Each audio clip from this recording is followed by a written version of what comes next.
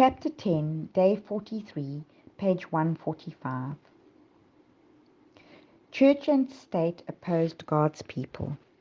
All those who do not bow to the decree of the national councils and obey the national laws to exalt the Sabbath, instituted by the man of sin, to the disregard of God's holy day, will feel not the oppressive power of popery alone, but of the Protestant world, the image of the beast. Those religious bodies who refuse to hear God's messages of warning will be under strong deception and will unite with the civil power to persecute the saints.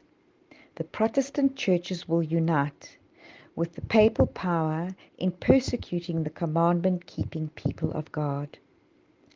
This lamb-like power unites with the dragon in making war upon those who keep the commandments of God and have the testimony of Jesus Christ. The Church appeals to the strong arm of civil power, and in this work Papists and Protestants unite. Before the courts. Those who live during the last days of this earth's history will know what it means to be persecuted for the truth's sake. In the courts, injustice will prevail.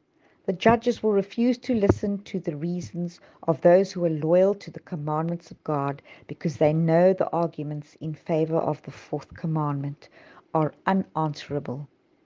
They will say, "We have a law, and by our law he ought to die." God's law is nothing to them. Our law with them is supreme. Those who respect this human law will be favored, but those who will not bow to the idol Sabbath have no favors shown them.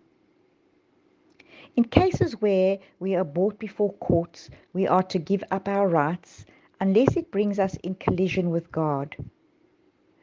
It's not our rights we are pleading for, but God's right to our service.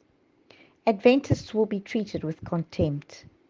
The same masterful mind that plotted against the faithful in the ages past is still seeking to rid the earth of those who fear and obey God's law. Wealth, genius, education will combine to cover them with contempt. Persecuting rulers, ministers, and church members will conspire against them with voice and pen. By boasts, threats, and ridicule, they will seek to overthrow their faith. There will come a time when, because of our advocacy of Bible truth, we shall be treated as traitors. Those who honor the Bible Sabbath will be denounced as enemies of law and order, as breaking down the moral restraints of society, causing anarchy and corruption, and calling down the judgments of God upon the earth. Their conscientiousness scruples will be pronounced obstinacy, stubbornness, and contempt of authority. They will be accused of disaffection towards the government. All who in that day would fearlessly serve God according to the dictates of conscience will need courage, firmness, and a knowledge of God and His Word. For those who are true to God will be persecuted, their motives will be impugned, and their efforts misinterpreted, and their names cast out as evil. All kinds of persecution. The persecutions of Protestants by Romanism, by which the religion of Jesus Christ was almost annihilated, will be more than rivaled when Protestantism and Popery are combined. Satan has 1,000 masked batteries which will be open upon the loyal, commandment-keeping people of God to compel them to violate conscience. We need not be surprised at anything that may take place now. We need not marvel at any developments of horror.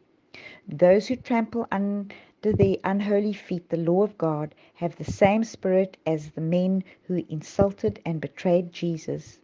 Without any compunctions of conscience, they will do the deeds of their father of the devil. Let those who desire to be refreshed in mind and instructed in the truth study the history of the early church during the immediately following the day of Pentecost. Study carefully in the book of Acts the experiences of Paul and the other apostles, for God's people in our day must pass through similar experiences.